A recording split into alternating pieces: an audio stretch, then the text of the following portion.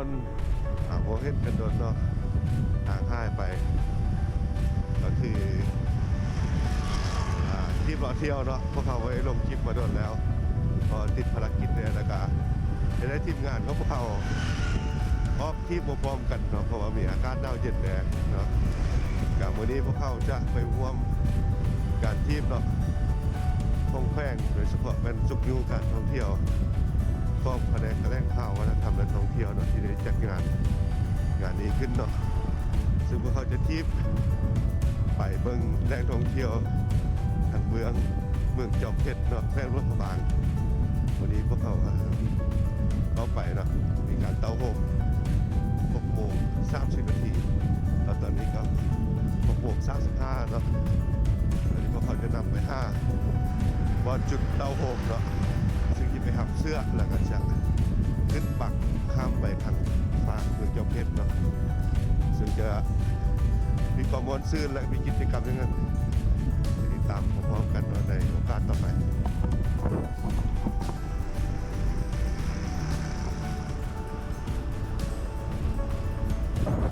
ไอ้นี่นะตอนนี้พวกเขาฮอตบอลลงทะเบียนกันแล้วนะลงทะเบียนเสื้อกันตอนนี้ก็บอลลงทะเบียนแล้ววันนี้เนาะตอนนี้ก็มีคนเข้ามาล่าแล้วลงทะเบียนเป็นยังไงจะเข้าปองครับมาพบกับทีมงานทิปหลอกเราอะไรก่อนเที่ยวทิปหรอเที่ยวลงทะเบียนได้เบิ่งซื้อกันวะก็หอยอย่างนี้ที่รถตัวนี้ที่เป็นเสื้อเรือแล้วเป็นทีมงานของเราเป็นเสื้อเรือหมดแล้วตอนนี้เนาะรวมตัวกันแล้วกำลังจะออกเดินทางเนาะที่ข้ามไปที่จอมเพชรตอนนี้เนาะทีมงานเราอยู่นี่เนาะนี่เราหมดแล้ว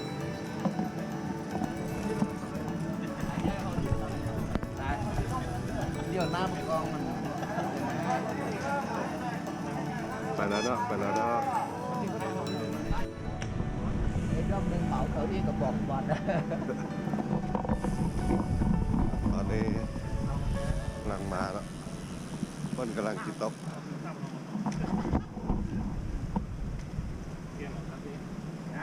ตอนนี้พวกเรากำลัง5 บาทแล้วอาจารย์สมพรรู้สึกจะได้วันนี้เข้าร่วมงานภาคภูมิใจไล่ที่วันนี้โอ้จำนวนนักที่รถนักปั้นรถนี่โอ้มัน100 กว่าคนเลยได้หมดเลย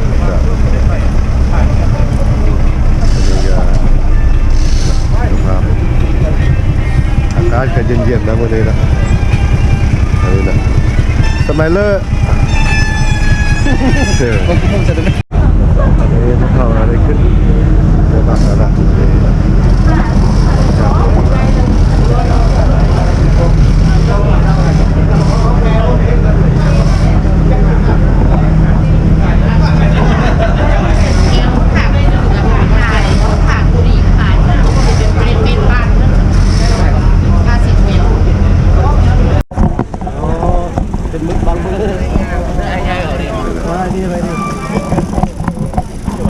วันนี้ก็อยู่ตรง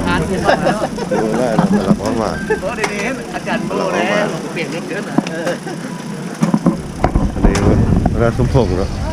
มาจากบริษัทเบียร์ลาวได้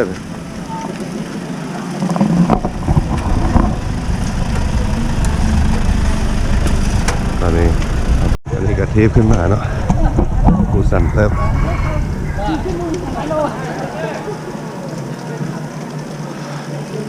วันนี้ก็มีหลายสำนักงานองค์การเนาะที่ได้เข้าร่วมค้างแขวงนอกจากนั้นก็มีนักทีมรถสมัครลิ้นเนาะที่เข้ามาร่วมก็เป็นโครงการหนึ่งของแขวงที่จัดเนาะหลังจากที่สภาพโควิดผ่อนคลายลงจะไปเบิ่งจุดเต้าโฮมกันเนาะตอนนี้พวกเขาขึ้นมาจากเมืองจอมเพชรแล้วนะมาสู่บ บ้านเชียงแมงเมืองจอมเพชรขึ้นลงกันไหม เดี๋ยวเราลาดส่วนมาได้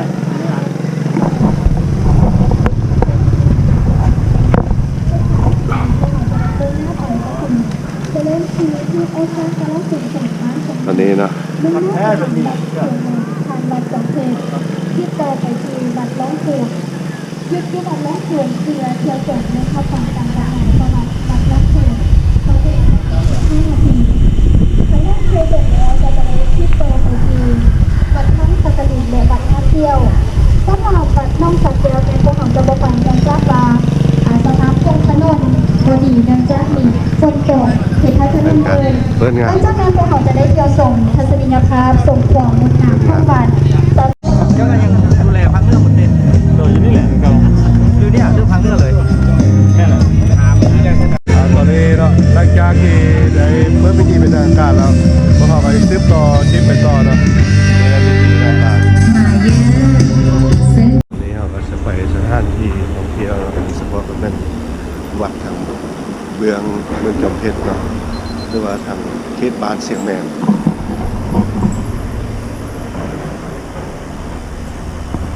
พวกเขาก็เอาวัดลองคูณเนาะ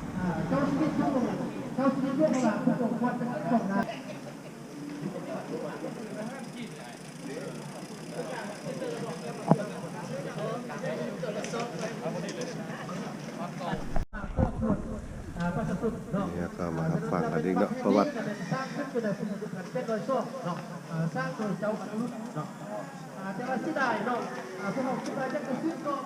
นี่พวกเขาก็มาจากวัดจอมเพชรนะแล้วก็วัดหาดเซี่ยวแล้วก็กลับเข้ามาบ้านจานต่อเนาะมาเบิ่งบ้านจานเข้าไปก็แม่นบ้านหนึ่งที่บ้านหม้อรอให้เนาะที่มีขึ้นซื้อหรือซาตั้งแต่ผู้การอากาศมา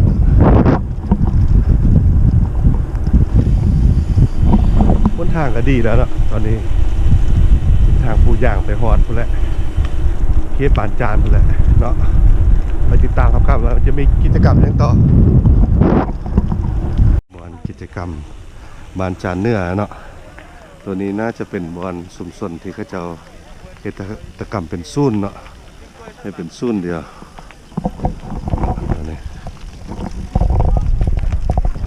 นี่ก็เข้าสู่การท่องเที่ยวอย่าลืมเนาะฟังนี้ก็มีบอลเล่นบอลเที่ยวไล่สำหรับคนต่างแพร่งเนาะที่เข้ามาเที่ยวที่แขวงลูกบางหรือนครลูกบางแล้วก็สามารถข้ามเรือมาทางเมืองจอมเพชรเนาะสามารถมาแล้วตอนนี้พวกเขาไปเบิ่งว่ามีอาหารการกินยังไงเนาะไปเบิ่งพร้อมๆกันตอนนี้พวกเขาจะเข้าไปตลาดในเมืองเนาะจะมียังไงเนาะ ตุกน้อยพาตุกน้อย อ้อยเนาะอันนี้ไว้ให้สร้างกินดิ สวยๆเด้อสวยๆ สวยอันนี้ขนมยังอันนี้ โดย ขนม แค่มันต้นมักฟักข้าวต้มอันนี้เป็นขนมมะทอด ชีสเลยเด้อ ได้แต่บ่มีน้ำตาลเท่าเด้อ บ้านเรามาจากกาดส่งจึงเหมียน มีแต่ข้าวผู้เดียว ผู้เดียวน่ะ ในช่องท่านนี้ผู้นี้แหนมเรื่อง ตอนนี้ข้อเขาจะเอาซีมไปก่อนเนาะจังหวะเขามาจ่ายเงินอันนี้แม่นแหนมเรื่องข้าวเปียก ฮะ มีแต่ไข่ดาวอ่ะน่ะเนี่ยมีแต่ไข่ดาวอ่ะดาวมือเท่าไหร่ แจ็คพอน ไข่ใดของงานอันนี้ก็จะเอิญยังก็เคียบ เขาเขียบผูกตางนี่ ก็เคียบผู้สางเอายังเห็ดมาเท่า เข้าของนี้นะ เขาเห็ดอ่ะเป็นตามมวนอยู่ไหนเนาะบอลไหนนี่ก็เป็นบอลปันหม้อรอให้เนาะบอล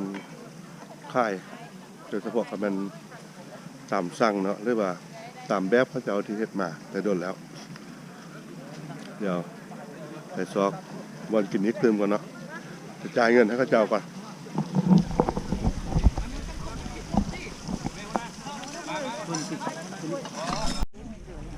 จะพายยัง เท่าไหร่จะก้อนเท่าไหร่ ก้อนละพันกีบ ก้อนละพันกีบ ใจครับใจ เอานี่ได้เอานี่ได้ ขายมาแล้วเป็นขนมพื้นเมืองครับที่คนสาวร่วมขบางมากินขนมนี่เดี๋ยวเขาไปเลาะเบิ่งถึงกันหลังพันหม้อเราให้ครับ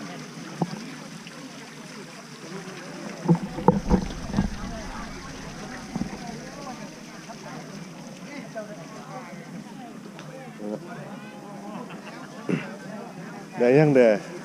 โอ้ นี่ด้วย น่ะ ไปของงามของงามของงาม เขาได้อ่ะนะ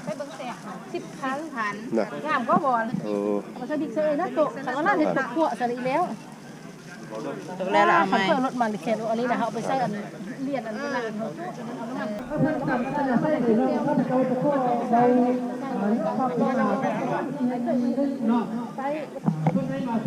เต่า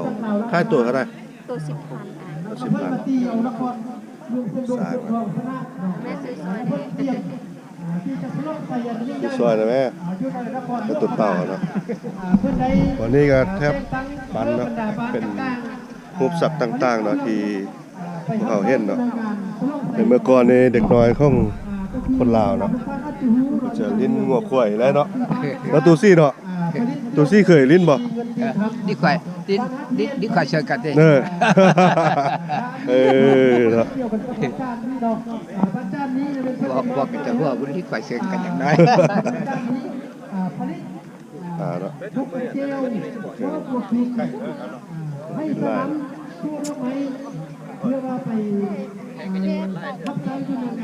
ลาย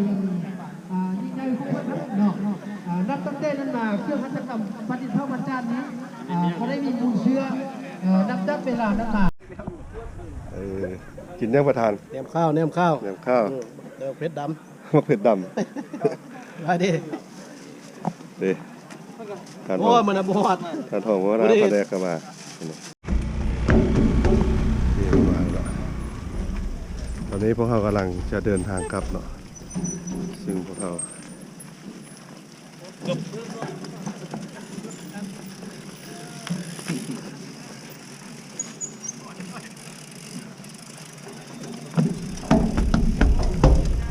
โอ้ปลากกคือว่าแล่นลงคุณอะแหงอย่างเลือดไหลเนาะ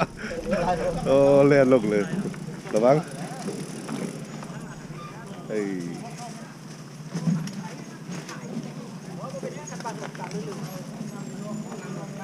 ตำตึ้งตาตึ้งตั้ง ปล่อยเด้อตุ๊ดระวังได้โอ้การเหล็กค่าสนุมหมอซอด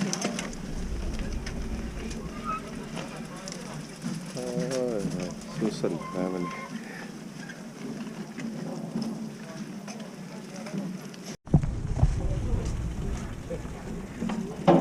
ได้ตูซี่คักสุด ดูซี่นี่เป็นอาของซาเด้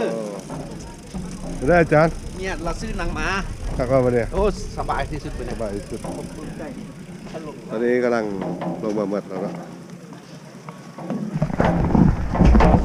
อันนี้พวกเราก็จะ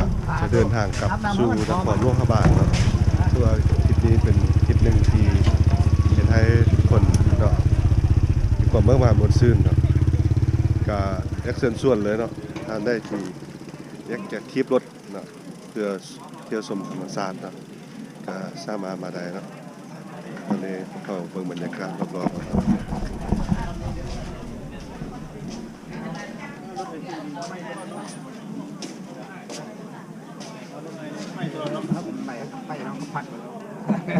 ตอนนี้เนาะพวกเราจะก็จบคลิปนี้ไว้เพียงเท่านี้ก่อนเนาะ